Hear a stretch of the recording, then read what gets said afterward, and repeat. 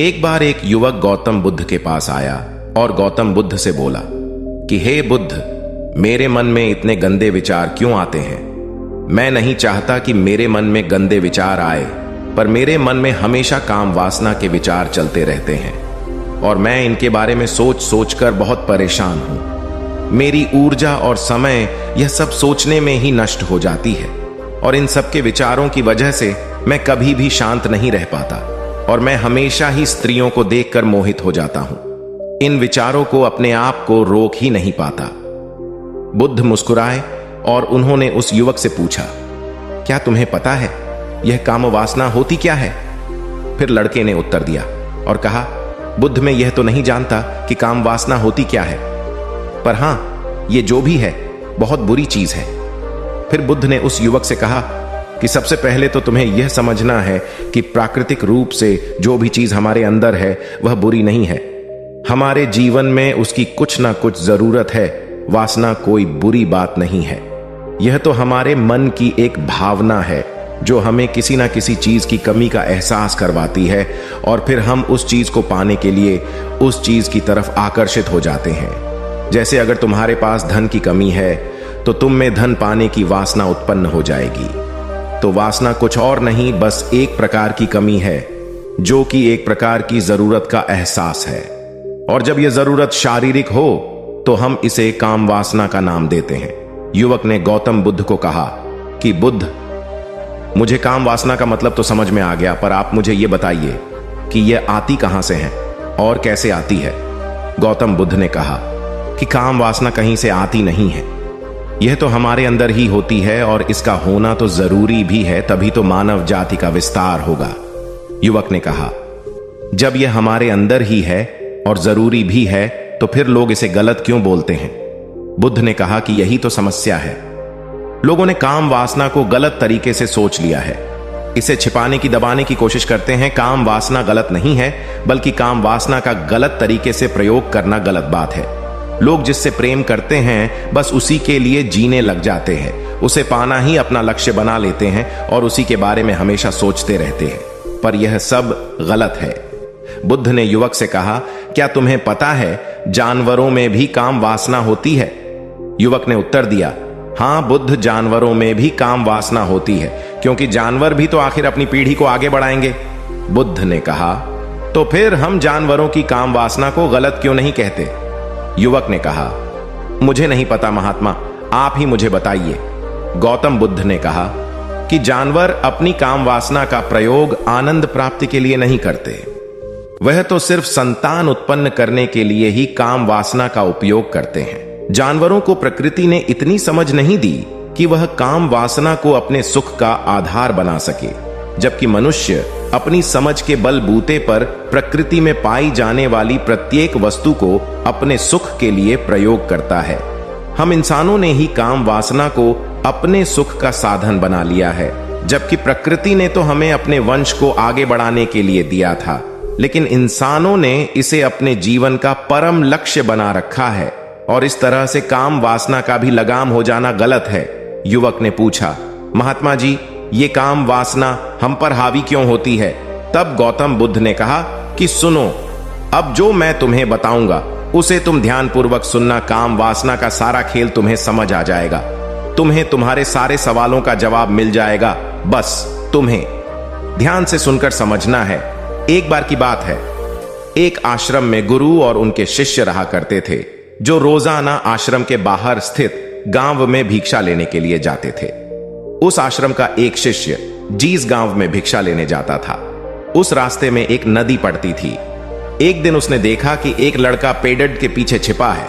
वह उस लड़के के पास गया और उससे जाकर बोला, भाई, तुम इस पेड़ के पीछे छिपकर क्या देख रहे हो? लड़के ने कहा, अरे तुझे नहीं दिख रहा कि मैं क्या देख रहा हूं? तब शिष्य ने नदी की तरफ देखा तो वहां पर कुछ लड़कियां पानी भर रही थीं। वो लड़कियां 14-15 साल की होंगी। तब उसने उस लड़के से कहा, अरे भाई, वहां पर तो लड़कियां पानी भर रही है, इसमें छिप कर देखने वाली क्या बात है? तब वो लड़का शिष्य की तरफ देखकर उससे कहता है, अरे पागल, तुम्हें दिखाई नहीं दे रहा कि कैसे यह परियां नदी से पानी निकाल रही है? जरा उनकी अदाओं को तो देखो, उनके कोमल शरीर को देखो, उनकी पतली कमर को देखो, और उनके बाल उनकी कमर पर कैसे लहरा रहे हैं, मानो सुंदरता बिखरी पड़ी हो। शिष्य ने फिर नदी की तरफ देखा और इस बार वह इससे देखता ही चला गया। उसे किसी भी बात का कोई डर नहीं था, लेकिन अब वो छिपने लगा और उन लड़कियों को देखने लगा। और जब वो छिपकर उन लड़कियों को देख रहा था, तभी वह अचानक अंदर से कांप गया और उसने कहा कि यह मैं क्या कर रहा हूं, मैं जो कर रहा हूं वह सही नहीं है, मुझे यहां से चले जाना चाहिए। और फिर वह जल्दी से वहां से चला गया। वो आश्रम पहुंच जाता है। आश्रम जाकर वो अपने कार्यों में लग गया, लेकिन जो अब भी वह देख कर आया था वहीं उसकी आंखों के सामने बार बार आ रहा था। उसके मन में वही दृश्य चल रहा था। उसके मन में वही सब कुछ देखने के लिए लड़ाई हो रही थी।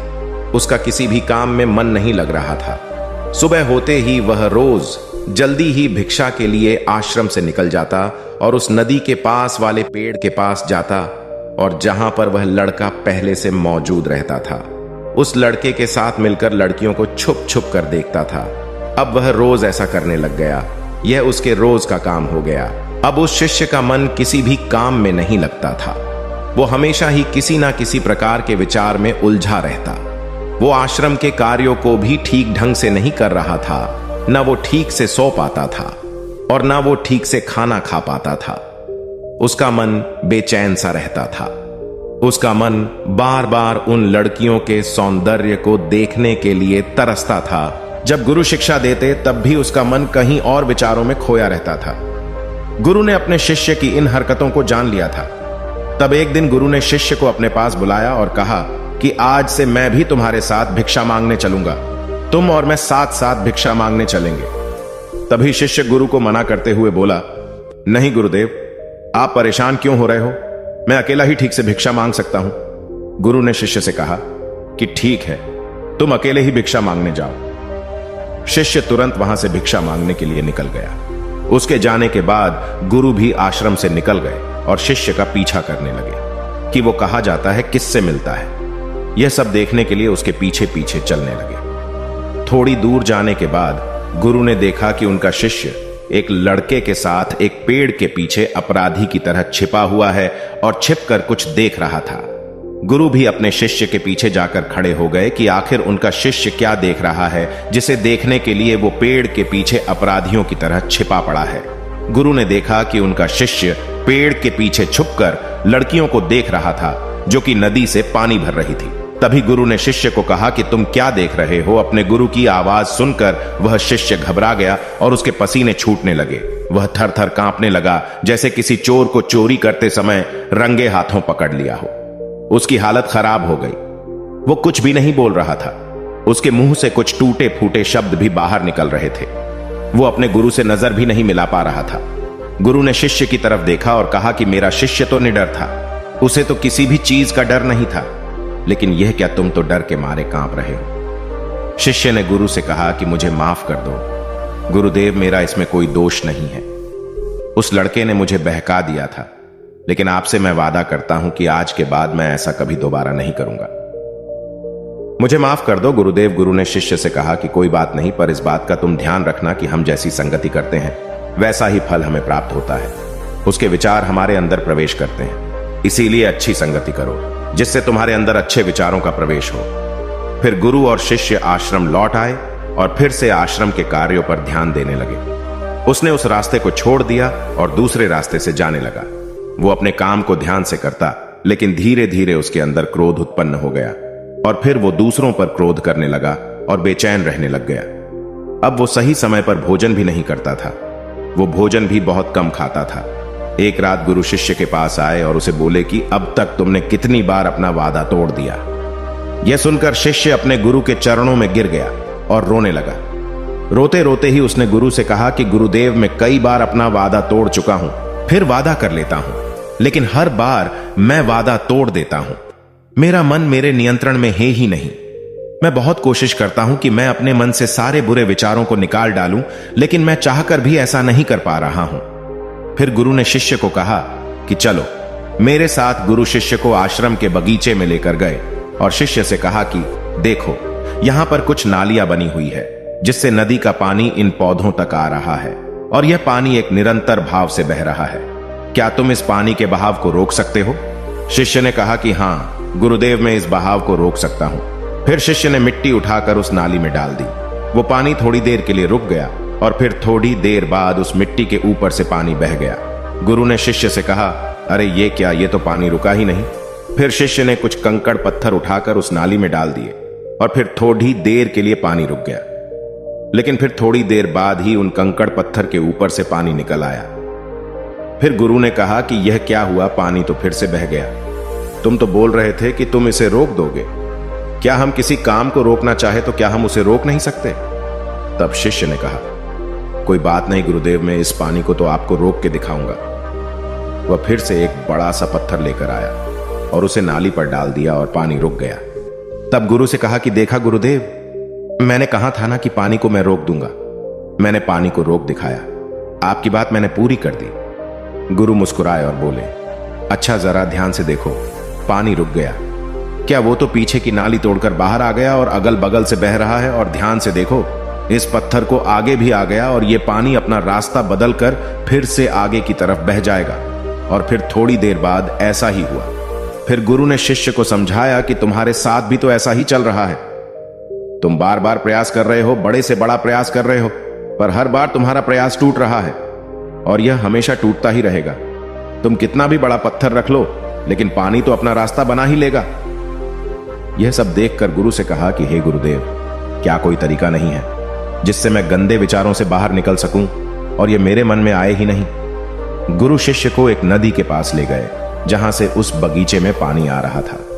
गुरु ने शिष्य से कहा, वो पानी इसी नदी से जा रहा है।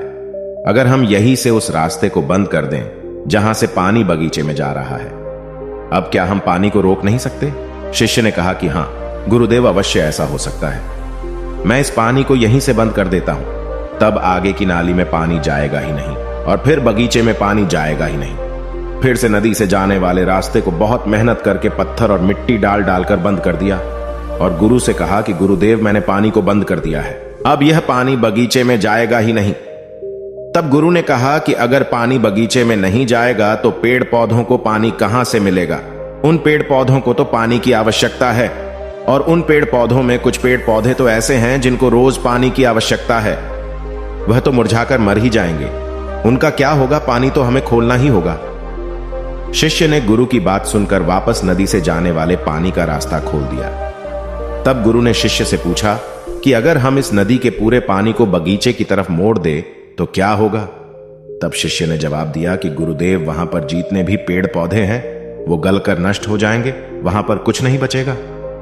फिर गुरु मुस्कुराए और बोले, तुम इस बात को समझो कि हमें किसी भी चीज को रोकना नहीं है, बस हमें हमेशा संतुलन बनाए रखना है। कम पानी से भी पौधे नष्ट होते हैं और ज्यादा पानी से भी पौधे नष्ट होते हैं। हमारा जीवन संतुलन से ही चलता है। गुरु ने शिष्य से कहा कि अगर मैं तुम्हें कहूं कि तुम आम के बारे में मत सोचो तो तुम्हारे मन में सबसे पहले किसका चित्र आएगा?